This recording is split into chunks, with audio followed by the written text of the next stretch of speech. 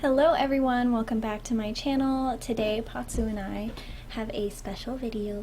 We are doing a Q&A. I get a lot of questions on all of my platforms and a lot of them are repeated questions, so I thought I would answer all the ones that I get quite frequently on here.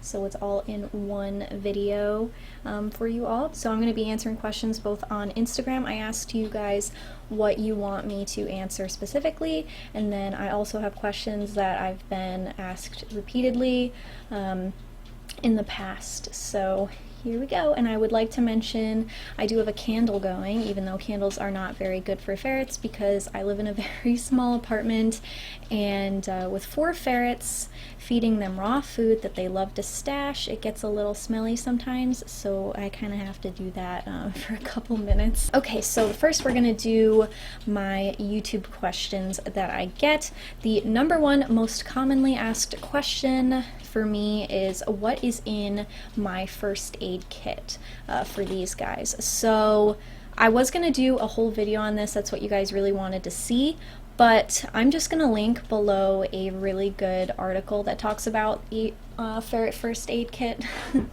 because I don't know, I just didn't think that I would be able to make a full-length video on this topic, and my first aid kit is not complete compared to some others out there, so I'd rather show you guys a better example than my own. But yeah, so that's why I haven't made that video yet. But I hope that this article is helpful for you, so I will link that down below. All right, #2, how do you ferret-proof a room?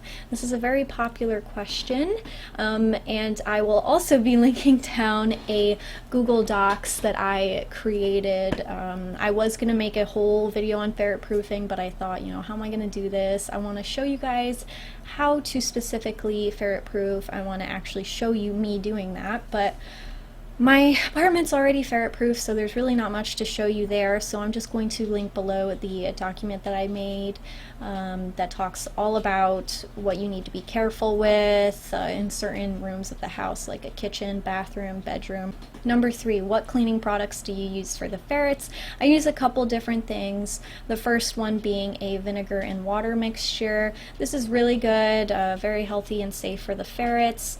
However, it is pretty strong of a smell. If you are not into that, then I wouldn't use that, but it does a really good job of cleaning, and it's safe and healthy again for your ferret. I also have a unscented cleaner that I use, which I'll put a picture here.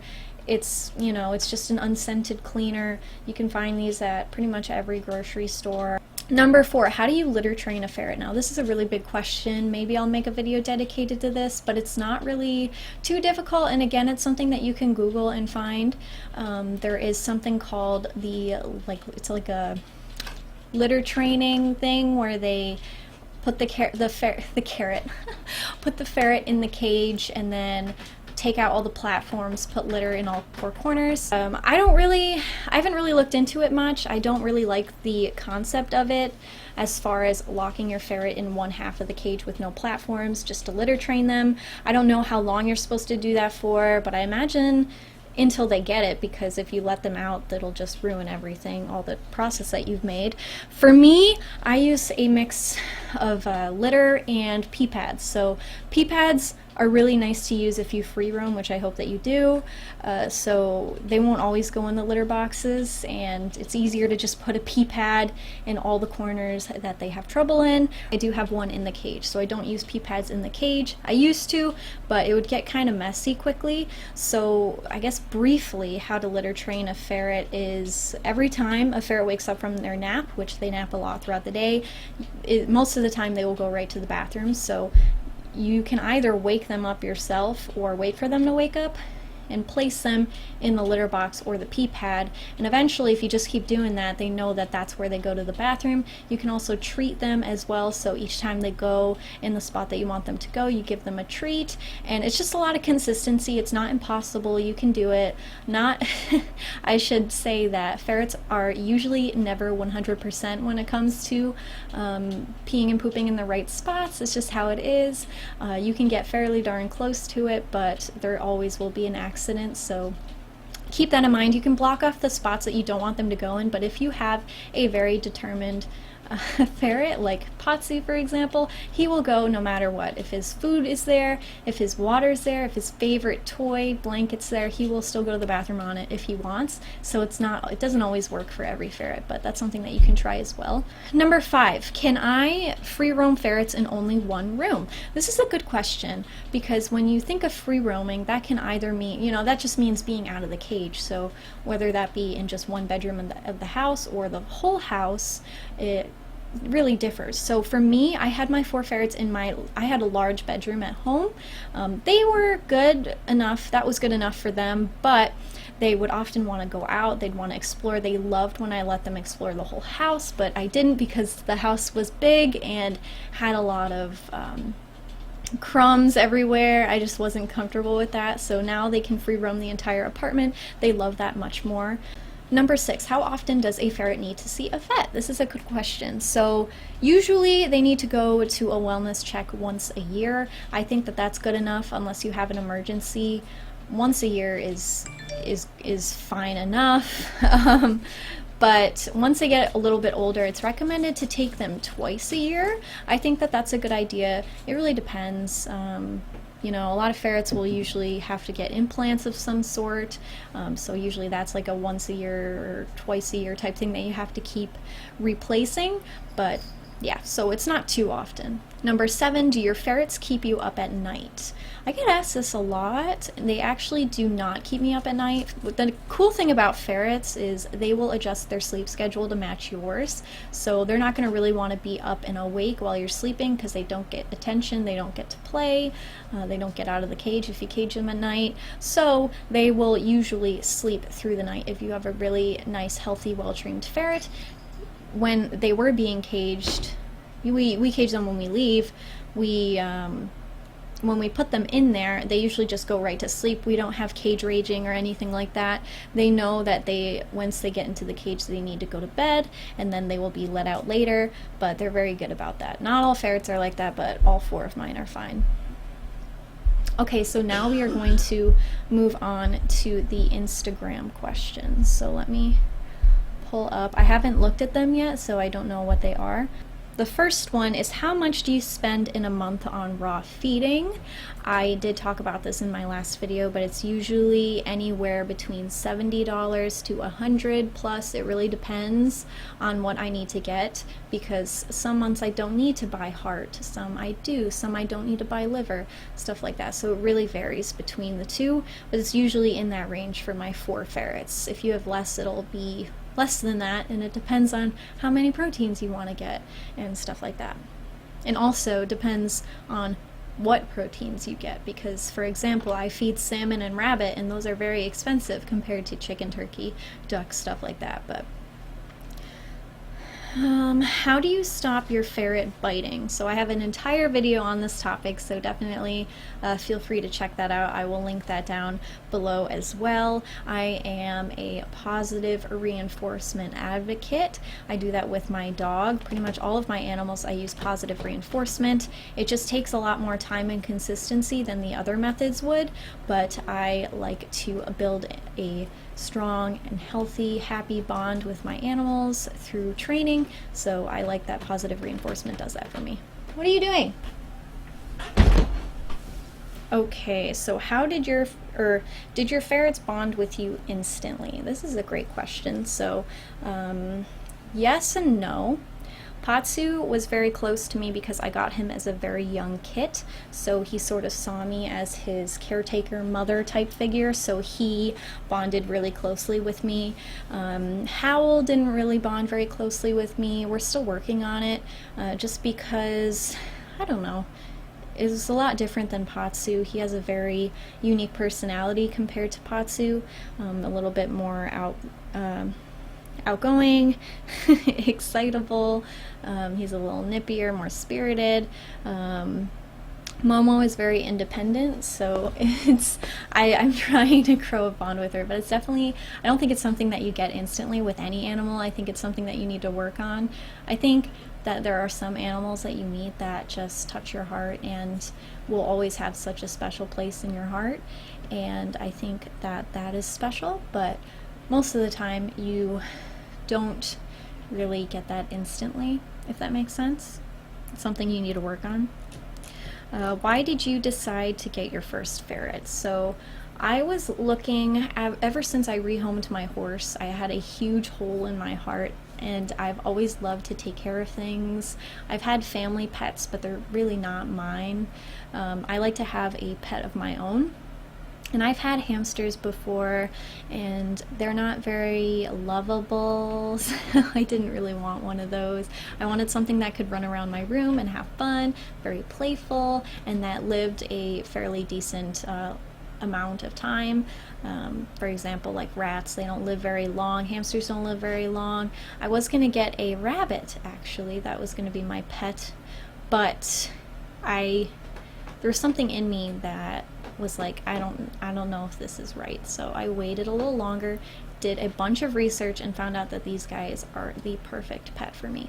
Are dehydrated raw food brands like Primal and Honest Kitchen good for raw feeding? So I only know of Primal, but so far from what I've seen, there are a lot of veggie ingredients in the Primal formulas for cats, so I wouldn't necessarily recommend feeding those. I'll put a little picture up here so I can see if I'm right on that, but yeah, so I don't know about that. I would probably look at something else. Hair Today has a great freeze-dried raw. They are very expensive, but that's just freeze-dried raw.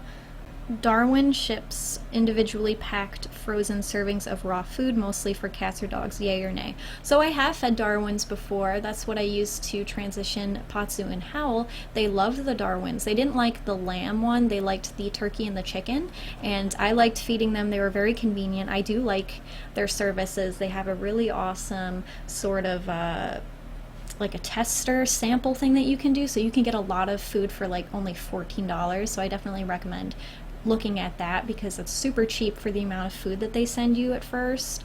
It is complete and balanced, so you can feed Darwin's frozen meals as a complete meal. Is Instinct dry cat food safe for ferrets? So no, it has been recently removed from the ferret kibble chart list due to the, I think it's tapioca in it. I think they recently put a lot of tapioca in it, so it's been removed off of the list, so I will go ahead and assume that it is not safe. How can I have a ferret and a cat in the same house? So this is pretty easy. If you have a young cat, they usually do just fine with a ferret. I wouldn't bank on that though. Like, I have a lot of people that come to me and say that I'm only going to start with one ferret because I have a cat, so they will be able to keep each other company, but I don't recommend, I don't encourage that, because cats very often get sick of ferrets, especially if they're older. Even if you have a younger cat, I have 2 young cats, and they get sick of the ferrets very quickly.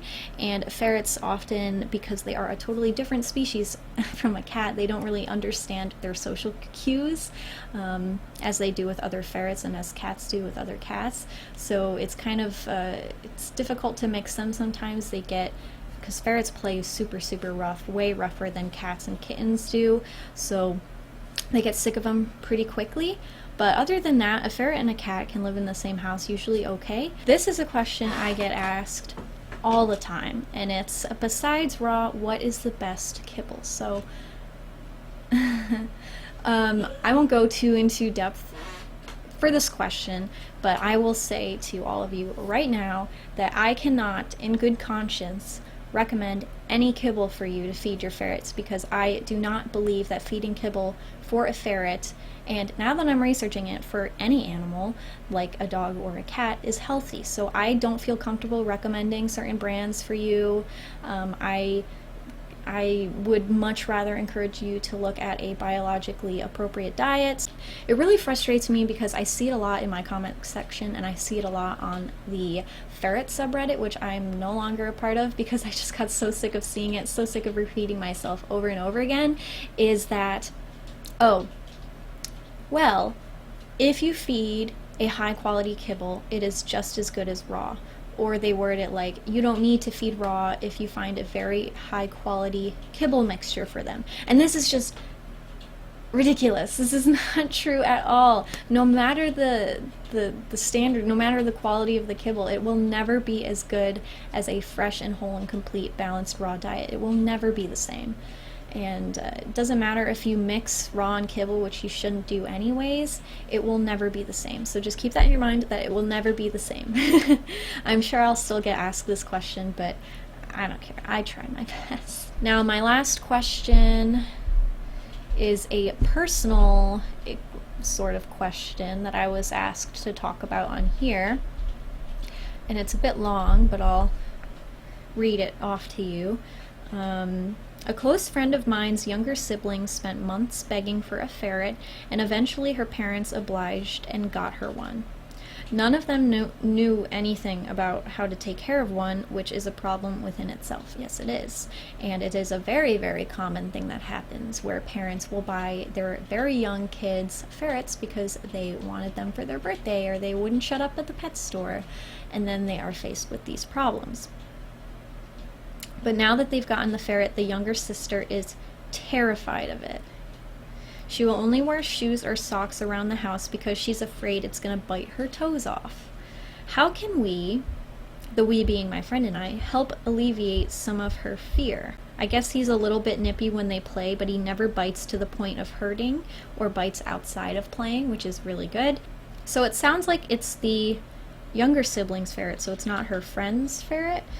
So this is really tricky because ferrets, like dogs and cats, can sense how you're feeling and the energy that you're putting out. So if you are feeling any sort of fear or anger, the ferret, or just the animal in general, will pick up on that. For example, my ferret Howl is quite the biter. If Howl meets someone and he senses that they're scared of him, he will bite them. So for example, my mom or my little sister, if they'll often get really worked up when Howl gets near them, especially gets around their legs, and they'll be like, oh my god, get him away from me, he's gonna bite me. And then he'll usually bite them because they freak out on him. So they will sense that. So it's really hard because you can't, what it is here that you have to do is you have to train the little sister. So you have to train her to make her understand that ferrets are not scary, that they can pick up on how we're feeling, but depending on how young this kid is, that's going to be really hard to do. I would maybe watch my bite training video and have the little sister do the method with the toy with the ferret, so that eventually the ferret will associate the kid with the toys, and that she will give him toys to bite instead of her toes. And then eventually, as the kid gets older, the ferret gets older, it'll just not be a problem anymore. But again, that's a really tricky question that has a lot of different layers to it.